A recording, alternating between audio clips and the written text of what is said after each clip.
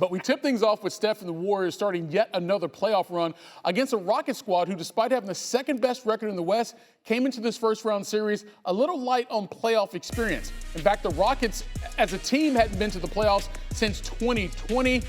Steph, well, he's been there a few times, got a few rings to show for it. Early first quarter, though, the energy was in full effect for Houston, and Alperen Sengun taking it to the top floor, no elevator needed, and he took Draymond Green with him, trying to set the tone early. And then Tari Eason gets the steal. He's off to the other end. Rockets with a 3-point lead after the first quarter.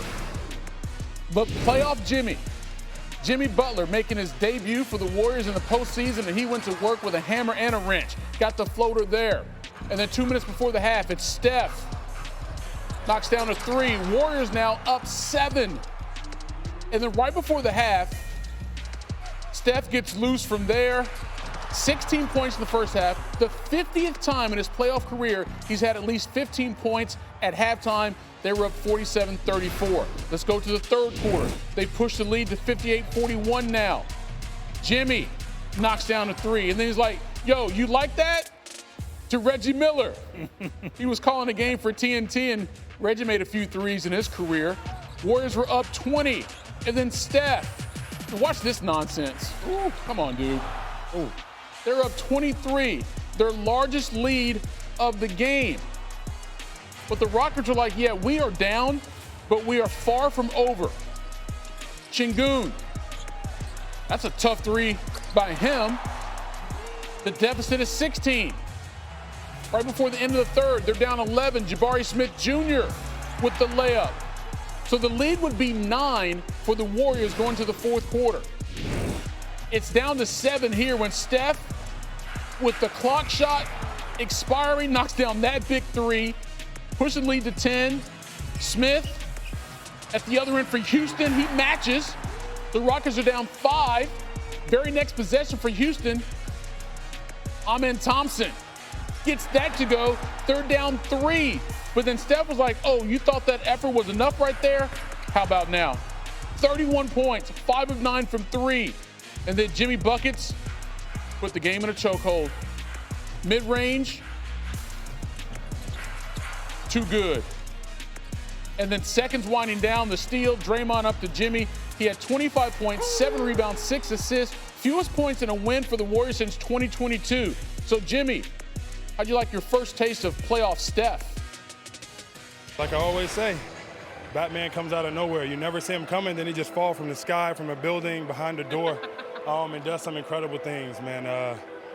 He's going to be the reason that we do win it all. We all know that, but we got to protect him at all costs. He was incredible, and with that type of pressure on him from Thompson and others, he just made some amazing plays, and obviously carried us offensively along with Jimmy. Not turning the ball over, getting quality shots is always a good formula. And when we didn't do it, they got out and ran, especially in the first half, and got better in the second and got more quality looks. But even with that being said, we didn't shoot it particularly well. Obviously, you look at Fred, Jalen, Amen, didn't have their usual night shooting and still had our chance. So said to the group, guarded well enough, got to have better offensive showing, get our spacing down, and take care of the ball. Joined now by 2008 NBA champion Kendrick Perkins. All right, Perk, look, the Rockets had a tremendous season. They came into this series with a lot of confidence. They started the game with a lot of energy, but they didn't have the playoff experience that the team on the other side did in the Golden State Warriors. How much did that impact what we saw here in Game 1? It's going to be there. And look, we saw the Rockets, right? They're going to play hard. That's their identity. That's their culture, starting with Ime Udoka. But the unforced turnovers, trying to make the home run play, not keeping it simple. You can't do that in the playoff series, especially going against an experienced Golden State Warrior team. And also the three-point shooting with the Houston Rockets. They were 6 for 29 tonight. They're going to have to make shots, but this has been their Achilles heel all season long. It's the reason that they led the league in offensive rebounding is because they can't shoot. They rank 25th in the league in three-point shots, and that's not going to get it. This is about making shots in this series. The driving gaps are going to close. The scouting report gets thicker, and now all of a sudden you got to make plays. And I'm looking at a guy like Jalen Green. He got to come through. He's auditioning at the moment. They talking about maybe having whispers and rumors, out there about trading for Kevin Durant. Well, guess what, Jalen Green? If you don't show up, they're talking about you. All right, so Jimmy Butler comes to Golden State after whatever happened in Miami and is supposed to bring some new life to this squad, especially for Steph, to try to make another deep playoff run. It's only game one, but the regular season is not the postseason. What Jimmy brought to this team in game one tells you what about the Warriors in this playoff series and the future? That they could make a legit run to the NBA Finals. I don't have them picked, but what Jimmy Butler is, he's a Swiss Army knife. He'll cut you everywhere but loose. And it's not just from him scoring, it's from him going for the rebounds, getting the assists, getting the steals. And all of a sudden, he has brought joy and life to Steph Curry in this Warriors organization. Now, all of a sudden, we see the Steph that we've grown to love, right? A Steph that's out there making those threes, a Steph that's out there finishing at the basket, that's playing with joy, that's also getting defensive stops.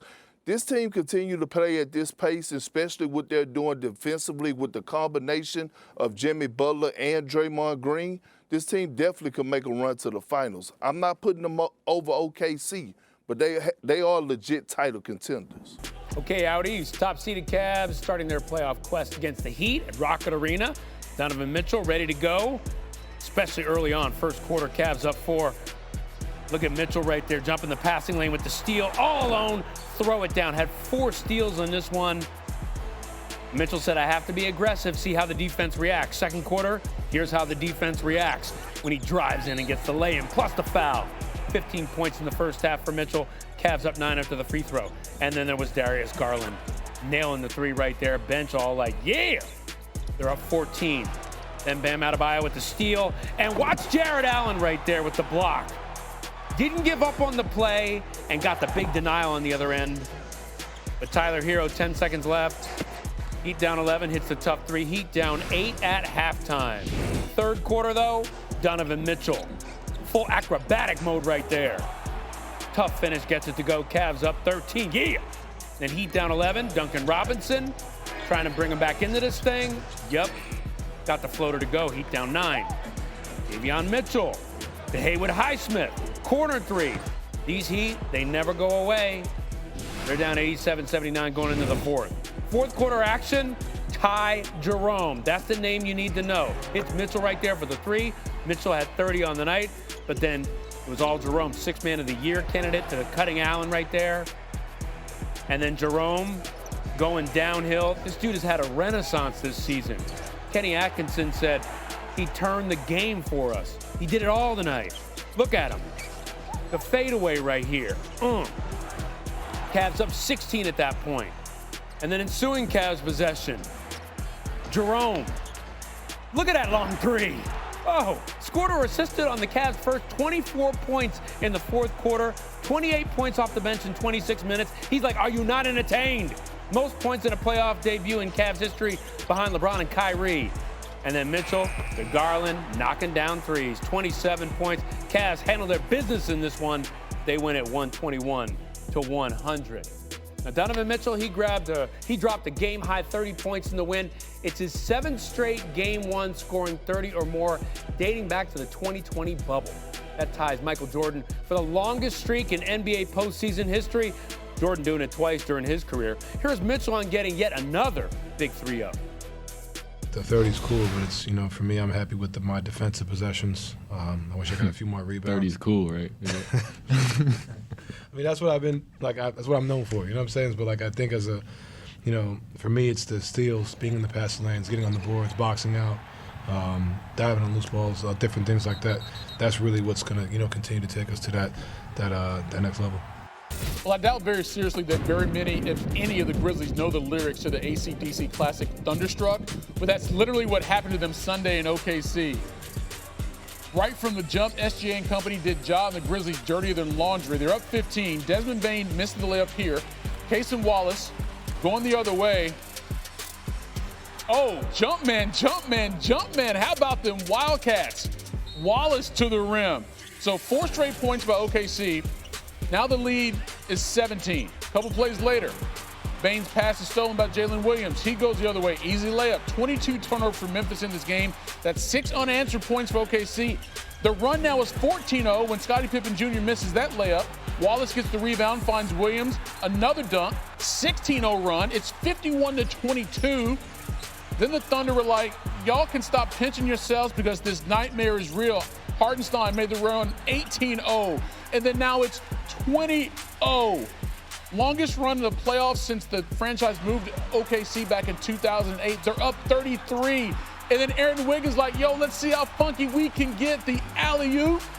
Come on. SGA and Chet Holmgren, they are digging it.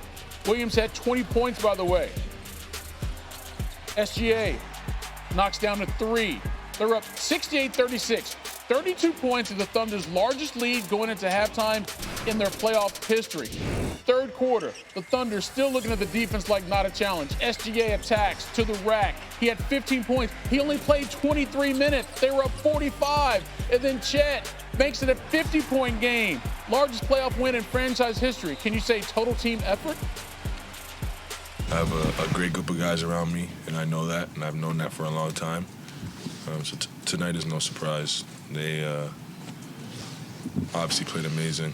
If it was a bunch of me's out there tonight, it might have not looked like this, but that's what you have a team for. Kind of like have to take a little bit of this win with like they're going to be way better game 2.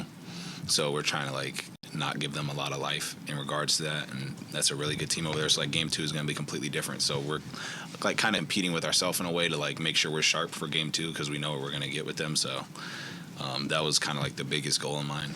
The energy, kind of wasn't there. We was kind of, trying to talk to ourselves into, getting back into the game. If we win Tuesday, the series 1-1. This game won't matter. We'll never, play that bad again. All right, let's go a little deeper into that performance by OKC because dominant may not be a strong enough word. They won by 51, the 5th largest margin of victory in NBA postseason history and the 4th largest win in any game in franchise history. Now, the Thunder did it despite MVP favorite Shai Gilgeous-Alexander finishing with just 15 points, his fewest in any game this season, and he didn't even have to play the 4th quarter. As for the Grizzlies, they finished with just 80 points. Ja Morant, the only starter to get to double digits. Memphis's fewest points in any game since 2018. They have played 593 games since that last instance.